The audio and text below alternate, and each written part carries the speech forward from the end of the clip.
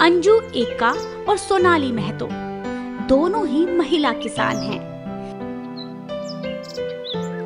मेहनती ऐसी कि पूरा गांव उनका उदाहरण देता है, पर उनकी मेहनत के मुताबिक उन्हें उनकी फसलों और साग सब्जियों के दाम नहीं मिलते और जो मिलता उसी से उनके परिवार का भरण पोषण होता है।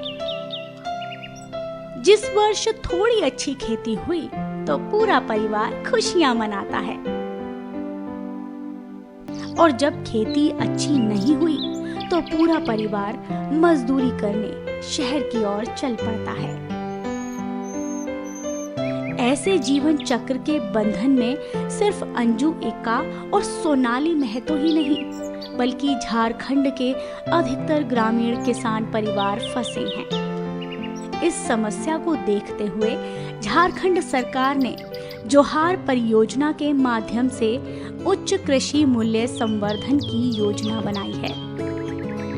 इस योजना को कार्य रूप देने के लिए Jharkhand state livelihood promotion society ने गांव-गांव की महिला किसानों को समूहों में संगठित करना शुरू किया। ग्रामीण स्तर पर आजीविका किसान मित्र रखे गए हैं जो समूहों से जुड़ी हर महिला किसान की समस्याओं को सुलझाते हैं। आजीविका किसान मित्र की बात अंजू एक्का को तो अच्छी तरह समझ में आ गई और उसने समूह से जुड़कर खेती करने का मन भी बना लिया। लेकिन सोनाली महतो सोचने लगी, मैं तो मेहनती हूँ, अगर समूह की दूसरी महिलाएं मेहनती नहीं हुई तो बेवजह मेरी मेहनत का फल उनको मिलने लगेगा। मैं तो अकेले ही ठीक हूँ, अच्छी खेती करती हूँ। अब यहाँ से एक ही गांव में दो विचारधाराओं की खेती शुरू होती है। एक अंजू एक्का जो समूह से जुड़कर खेती करती हैं और दूसरी सोनाली महतो अकेले खेती करने का मन बना लेती हैं।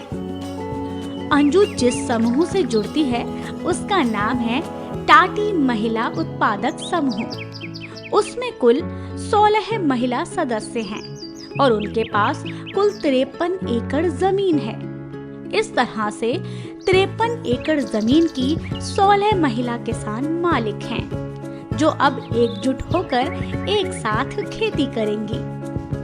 दूसरी तरफ सोनाली महतो अकेले 3 एकड़ की मालकिन है।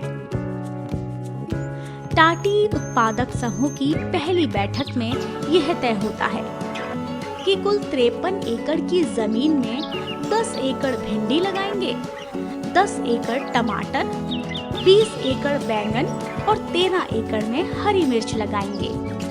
इसके साथ ही यह भी तय होता है कि पौधों के लिए 2 महिलाएं बीज लेने जाएंगी और 2 महिलाएं खाद।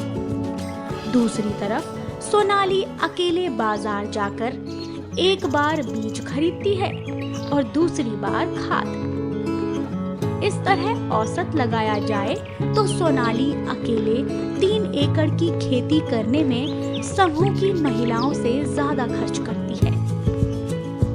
समूह की महिलाओं की संगठित मेहनत रंग लाती है। भिंडी, टमाटर, बैंगन, मिर्ची की फसल लहला रही है।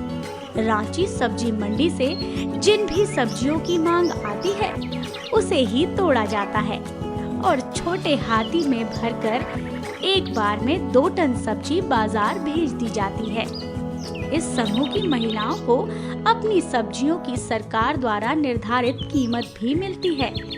वहीं दूसरी तरफ सोनाली अपने खेतों से रोज 2 टोकरी सब्जी तोड़ती है और गांव के हाट में बेचने जाती है। उसमें से भी कभी आधी टोकरी बिकती है तो कभी 1 टोकरी।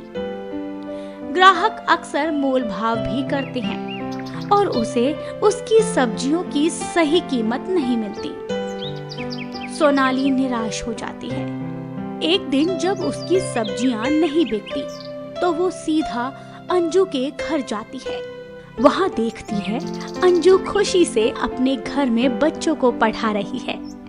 अंजू सोनाली को देखते ही समझ जाती है कि आज उसकी सब्जियां नहीं बिकी।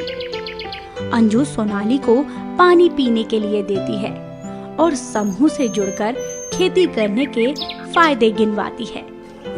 अंजू कहती है, जब हम समूह से जुड़कर खेती करते हैं तो हमारी खेती की लागत में बहुत कमी आ जाती है।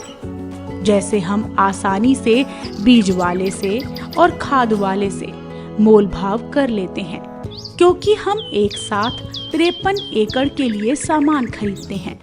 यानी हमें ज्यादा सामान चाहिए तो ज्यादा मोल भाव कर सकते हैं। फसल बेचने के लिए हमें खुद बाजार नहीं जाना होता, बल्कि बाजार खुद हमारे पास चलकर आता है, क्योंकि हमारे पास बड़ी संख्या में फसल जो है। उससे भी बड़ी बात, हमसे कोई मोल भाव नहीं करने वाला। हमें तो वही दाम मिलता है जो सरकार द्वारा निर्धारित होता है। इसमें भी हमारा समय और धन दोनों बचता है। और यदि हम कहीं फंसते हैं या हमें कुछ समझ में नहीं आता, तो हमारा मार्गदर्शन करने के लिए आजीविका किसान मित्र तो हैं ही।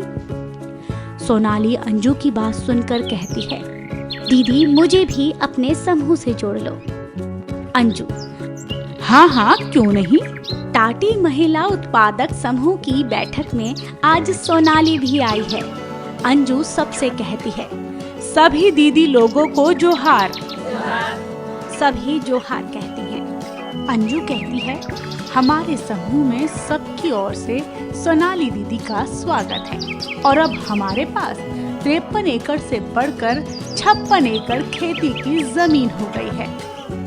सोनाली महतो सबसे कहती है, अब हम करेंगे मिलकर और साथ आगे बढ़ेंगे जुलकर। अंजू कहती है, आपने सही कहा दीदी, ऐसे ही तो होगा हमारा सबका साथ सबका विकास।